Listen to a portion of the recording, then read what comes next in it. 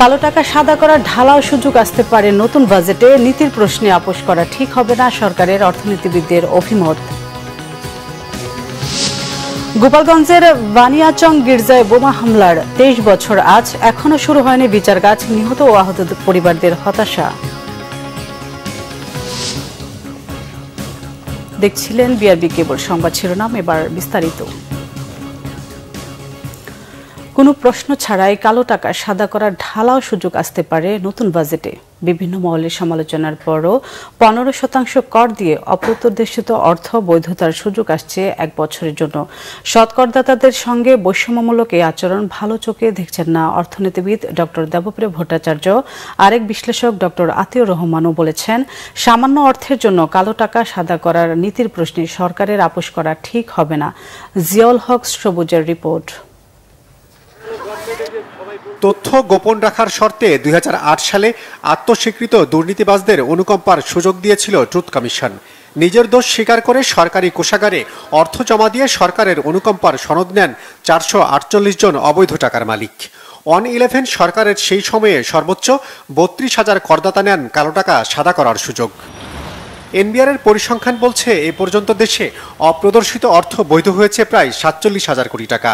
এর মধ্যে প্রথম 20 বছরে মাত্র 98 কোটি, পরের 17 বছরে প্রায় 2,000 কোটি এবং আওয়ামী লীগ সরকারের শেষ 3 মেয়াদেই বৈধ হয়েছে 33,000 কোটি টাকা।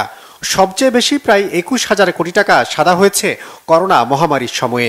এরপরে 10% কর দিয়ে কালো টাকা বৈধতার সুযোগ দেওয়া হলেও সুফল মেলেনি। কাজে আসেনি পাচার করা অর্থ ফেরতে সরকারের ঘোষণাও। এরপরও 1 বছর বিরতির পর আবার ফিরছে কালো টাকা সাদা করার সুযোগ।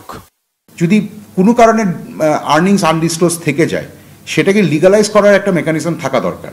সেই ট্যাক্স রেটটা কি হবে সেটা নিয়ে তো কথা বলতেই পারি আমরা। যদি টাকার অঙ্কে পরিমাণটা দেখেন, কারা করছেন, কেন করছেন এটা দেখেন, তখন আপনি দেখবেন আমি যেটা বলছি এটা কিন্তু আসলে ওই যে হিসাবের গরমিলটাকে মেলানোর জন্য একটা উইন্ডো। আমরাও চাই যে এরকম একটা সুযোগ দেখ, যাতে কোনো প্রশ্ন ব্যতিরেকে কোনো ব্যক্তি বা প্রতিষ্ঠান যাতে বিনিয়োগ করতে পারে এই টাকাটা, বিশেষ করে রিয়েল এস্টেট সেক্টরে, তাহলে আমাদের সেক্টরটা আরো অগ্রগতি হবে। অর্থনীতি বিশ্লেষকরা জানিয়েছেন 15% কর দিয়ে বিনা প্রশ্নে কালো টাকা সাদা করার ঢালাও সুযোগ দেয়া ঠিক হবে না। এটা করতে গেলে সরকারের যে নৈতিক অবস্থান সেটা কম্প্রোমাইজড হয়ে যাবে। এটা তো অনেকেই পছন্দ করেন না এবং খুব বেশি লাভও হয় না। তার একটা বড় কারণ ভয়টা থেকেই যায়। এনবিআর যদিও কোনো প্রশ্ন না করে, ট্যাক্স অথরিটি যদি প্রশ্ন নাও করে, দুদক যে কোনো সময় প্রশ্ন করতে পারে। একদিকে বলবো মুখে দুর্নীতির জন্য শূন্য সহিষ্ণুতা, জিরো টলারেন্স, আবার অন্যদিকে কালো টাকাকে আমি সাদা করার সুযোগ দিব আমার সৎ করদাতাদের প্রতি বৈষম্যমূলক আচরণ করে। এটা তো দুটো একসাথে চলতে পারে না। আপনি যে রাজনৈতিক অঙ্গীকার দিয়ে ম্যানিফেস্টো তৈরি করেছেন, নির্বাচনী ইশতেহার তৈরি করেছেন, সেটাকে আমি আরেকবার পড়ে দেখার অনুরোধ জানাবো। তার প্রতি অনুরক্ত থাকতে বলবো, তার প্রতি বিশ্বস্ত থাকতে বলবো, তাহলেই কিন্তু এই ধরনের পদক্ষেপ আসবে না। কর্মসংস্থানমুখী শিল্পে বিনিয়োগ ছাড়া অন্য কোনো খাতে অপ্রদর্শিত অর্থ বৈধতার সুযোগ না দেওয়ার পক্ষে মত অর্থনীতিবিদদের। জিয়াউল হক সবুজ, বাংলা ভিশন, ঢাকা। মন্ত্রিসভার সাপ্তাহিক বৈঠক চলছে তেজগাঁওয়ে। প্রধানমন্ত্রী কার্যালয়ে বৈঠকে সভাপতিত্ব করছেন প্রধানমন্ত্রী শেখ হাসিনা। সকাল 10টায় বৈঠক শুরু হয়। মন্ত্রী, প্রতিমন্ত্রী সহ সংশ্লিষ্ট কর্মকর্তারা এতে উপস্থিত আছেন। 6 জুন ঘোষণা হবে 2024-25 অর্থ বছরের বাজেট ঘোষণার আগে এটি মন্ত্রিসভার সর্বশেষ নিয়মিত বৈঠক। বৈঠকের পর এ ব্যাপারে আনুষ্ঠানিকভাবে বিস্তারিত জানাবেন মন্ত্রিপরিষদ সচিব মোহাম্মদ মাহবুব হোসেন। আজ 3 জুন গোপালগঞ্জের মকসুদপুর উপজেলার বানিয়ারচর গির্জা বোমা হামলা, বোমা ট্র্যাজেডি দিবস। 2001 সালের এই দিনে ভয়াবহ বোমা হামলায় খ্রিস্টান সম্প্রদায়ের 10 জন নিহত ও আরও অর্ধশত মানুষ আহত হন। দীর্ঘ 23 বছরেও এই বোমা হামলার বিচার কাজ শেষ না হয় ক্ষুব্ধ প্রিয়জন হারা পরিবারগুলো। মনোজ কুমার সাহার তথ্য ও ভিডিওতে বিস্তারিত। 2001 সালের 3 জুন গোপালগঞ্জের মুকসুদপুর উপজেলার বানিয়ারচর গির্জায় বোমা হামলায় প্রাণ হারিয়েছেন খ্রিস্টান সম্প্রদায়ের 10 জন ও আহত হন আরও অর্ধশত মানুষ। সেদিনের ভয়াবহ কথা মনে হলে এখনো শিউরে ওঠেন নিহতদের পরিবারের সদস্যরা। দীর্ঘ 23 বছরেও সম্পন্ন হয়নি সেই বোমা হামলার বিচার কাজ। 3 বছর আগে চার্জশিট দিলেও আদালতে বিচার কাজ শুরু না হওয়ায় ক্ষোভ ও হতাশা জন্মেছে নিহতদের স্বজনদের মাঝে।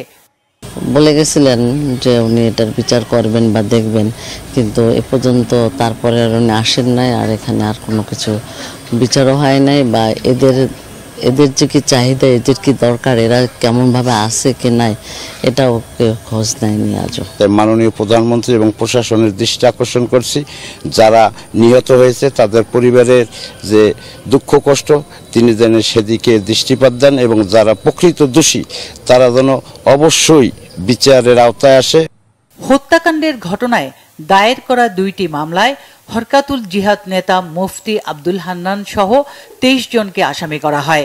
অন্য মামলায় মুফতি হান্নানের ফাঁসি হওয়ায় তাকে বাদ দিয়ে 2021 সালে মামলা 2টির চার্জশিট আদালতে জমা দেন সিআইডির তদন্তকারী কর্মকর্তা।